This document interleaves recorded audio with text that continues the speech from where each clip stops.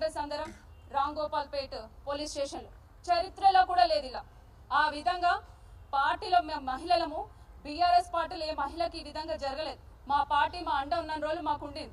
కానీ ఇంత దారుణంగా రేవంత్ రెడ్డి ఒక మహిళలను కూడా చూడకుండా అంత ఇన్స్ట్రక్షన్స్ ఇచ్చి విధంగా చేయడం అనేది అది ఆయనకే, ఆ విద్యకి ఆయనకే వదిలేస్తా ఉన్నాను. ఇంకో విషయం కూడా చెప్పాలి, మన జిహెచ్ఎంసి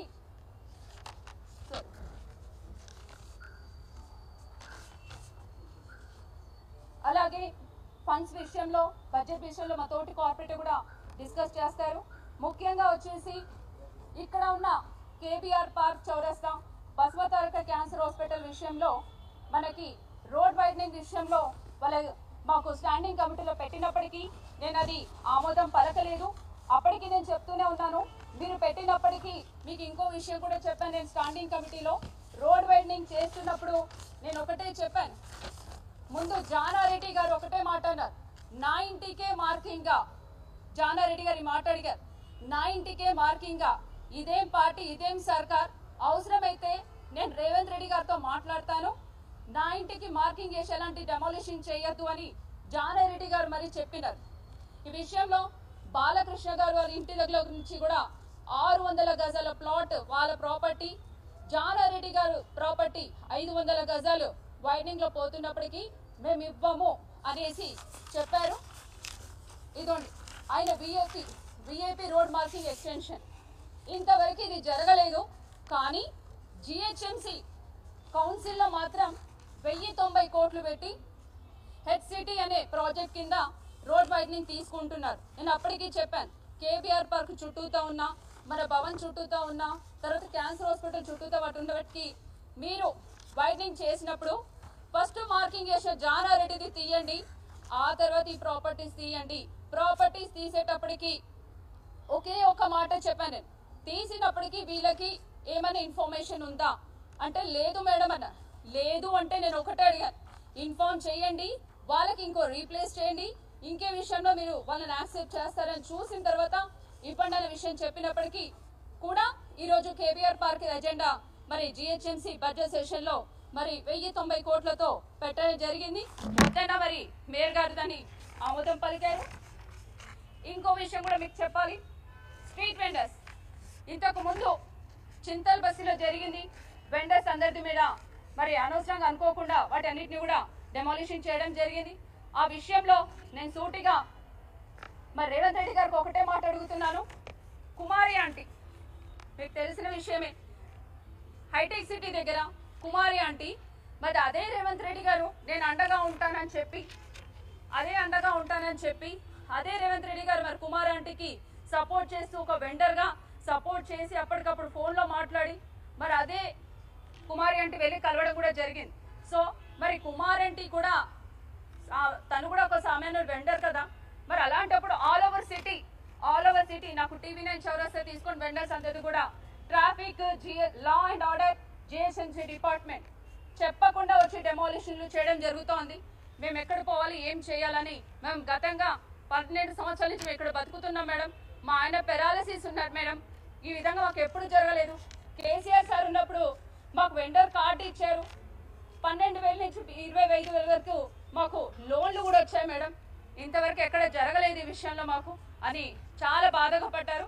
ఈ విషయం కూడా నేను ఈరోజు కౌన్సిల్ మీటింగ్ లో డిస్కస్ చేద్దామనే విషయంలో కూడా నేను ఆలోచించాను. అండ్ ఇంకో విషయం కూడా చెప్పాలి మీకు, ఎలక్ట్రికల్ డిపార్ట్మెంట్ బడ్జెట్ సెషన్ లో ఈ విషయం కూడా చెప్పాలనుకున్నాను.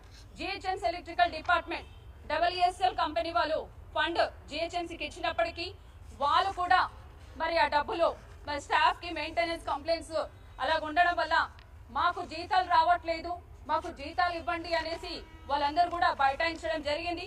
ఈ విధంగా మాకు న్యాయం చేయండి అని కొంతమంది నాకు పంపించినవి ఇవన్నీ బీఆర్ఎస్ పార్టీ నుంచి ఏదో ఒక పోరాటం చేసి మాకు జీతాలను వస్తాయి మేడం అని వాళ్ళు నాకు పంపించిన వార్తలు.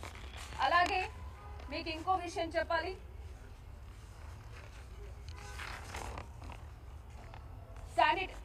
ఇంకో జిహెచ్ఎంసీ తరఫు నుంచి ప్రతి ఒక్క డివిజన్ కి రామన్ ఐటీ మినిస్టర్ గా ఉన్నప్పుడు మాకు 2 బస్తీ దవాఖానాలు కేటాయించడం జరిగింది. బస్తీ దవాఖానాలో కూడా అక్కడ ఉన్న స్టాఫ్ కి మరి సాలరీస్ పేమెంట్స్ లేకపోవడం, యూపీఎస్సీ సెంటర్ కానీ బస్తీ దవాఖానాలో సరైన మరి మెడిసిన్స్ మందులు అందుబాటులో లేకపోవడం కూడా ఈ విషయంలో కూడా చాలా ఈ విధంగా బాధపడతా ఉన్నారు జనాలందరూ కూడా. ఇప్పటికైనా మరి రేవంత్ రెడ్డి గారు ఈ మాత్రం బడ్జెట్ అంటున్నారు. మీకు ఇంకో విషయం కూడా చెప్పాలి, బడ్జెట్ ఇచ్చేది ఇస్తాం, పలికేది పలుకుతాం. ఇది మాత్రం బడ్జెట్ ఎవరికి ఇచ్చేది లేదు, అది జీతాల వరకే పెట్టాలి, నేను చెప్పిందే చేయాలని మరి రేవంత్ రెడ్డి గారు అన్నారని విషయము మాకు అప్డేట్ ఉంది కాబట్టి మీకు ఆ విషయం చెప్తున్నాను. ఇంకో విషయం, జిహెచ్ఎంసీ కమిషనర్ హైదరాబాద్ కమిషనర్ దగ్గరికి మాలాంటి కార్పొరేటర్స్ అందరూ కూడా మేము కలవడానికి వెళ్తాం. 2 గంటలు వెయిట్ చేయాలి. ఆ కమిషనర్ చుట్టూతా లా అండ్ ఆర్డర్ పోలీసులను పెట్టుకొని ముందు నిల్చుంటారు. వచ్చే స్టాఫ్ మెంబర్స్ అందరికీ మీటింగ్లు అవుతే వచ్చే వాళ్ళందరూ వెళ్తూ ఉంటారు, కానీ మాకు మాత్రం అపాయింట్మెంట్ ఇవ్వడం. ఇలాంటి జిహెచ్ఎంసీల చరిత్రలో కూడా లేదు ఇలాంటి లా అండ్ ఆర్డర్ పెట్టుకుని ఒక కమిషనర్ అందులో ఉండడం. మరి ఆ ఇల్లంబర్తి కమిషనర్ హైదరాబాద్ కమిషనరా, రేవంత్ రెడ్డి కమిషనరా? ఉంటే హెడ్ ఆఫీస్లో ఉంటాడు, లేదంటే పోయి రేవంత్ రెడ్డి సెక్రటరీలో కూర్చొని ఉంటారు, రేవంత్ రెడ్డి గారి సెక్రటరీలో. ఈ విధంగా మండలి జరుగుతుంది కాబట్టి ఇవన్నీ సూటిగా ప్రశ్నిద్దామనే ఆలోచన మీద మేము క్వశ్చన్స్ చేద్దామంటే మాకు అవకాశం రాలేదు. కాకపోతే మీ ద్వారా ఇవన్నీ చెప్పాలనుకున్నాను. అలాగే సిఆర్ఎంపీ అనే ఒకటి ఉంటుంది. సిఆర్ఎంపీ డిపార్ట్మెంట్ నుంచి స్వీపింగ్ మిషన్స్ ఉంటాయి. నైట్ రోడ్ క్లీనింగ్ చేసే మిషన్స్ సిఆర్ఎంపీ స్వీపింగ్ మిషన్స్ చేయకుండా జిహెచ్ఎంసీ స్వీపింగ్ మిషన్స్ వాడుతున్నారు కాంట్రాక్ట్స్. అంటే ఇక్కడ స్వీపింగ్ మిషన్స్ సిఆర్ఎంపీ, ఇక్కడ GHMC department CRMP sweeping machines వాడటము, ఆ విషయంలో డబుల్ బడ్జెట్ వేస్ట్ అవుతుంది. ఈ విషయంలో జీపీఎస్ మిషన్ పెట్టుకొని ట్రాక్ అంతా చేసి అటెండ్ చేసేమని విధంగా బడ్జెట్ అంతా కూడా మరి ఎటు అవకతవకలు అవుతున్నాయో తెలీదు. ఇలాంటి చాలా వరకు సూటిగా ప్రశ్నిద్దామంటే ఈ విధంగా జరిగింది కాబట్టి ఖచ్చితంగా మేము నిలదీస్తాం, అయ్యేదాకా పోరాడతాం. కౌన్సిల్గా ఒక కార్పొరేటర్ మేము పబ్లిక్లో ఎన్నుకున్నాం, మాకు హక్కు ఉంది. ఈరోజు మాకు ఇన్విటేషన్ అంటే ఇలాంటి బుక్స్ వచ్చాయి కాబట్టి మేము వెళ్ళాం. కానీ తోటి మహిళ అయిన మేయర్ తోటి మహిళలకు గౌరవించలేదు. సమయం సందర్భం అతి త్వరలోనే ఉంది. మేయర్ విజయలక్ష్మి గారికి చెప్తా ఉన్నాను. మీకు ఇంకో విషయం చెప్పాలా, జిహెచ్ఎంసీ అవకతవకలు తప్పులు అంటారు. ఇక్కడ సిఎన్ రెడ్డి అనే అతను యాక్చువల్లీ ఇతను ఇప్పుడు కాంగ్రెస్ లోకి వెళ్ళారు, కానీ CN Reddy is from BRS అని రాసింది. ఇప్పటికీ కూడా మాకు ప్రతి 3 నెలలకు ఒకసారి కౌన్సిల్ మీటింగ్ జరుగుతున్నది. లాస్ట్ టైం కూడా CN Reddy BRS party, but right now CN Reddy is in Congress party.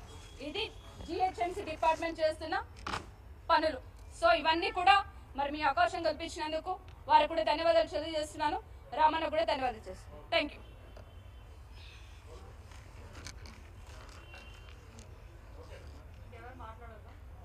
మాట్లాడద్దా?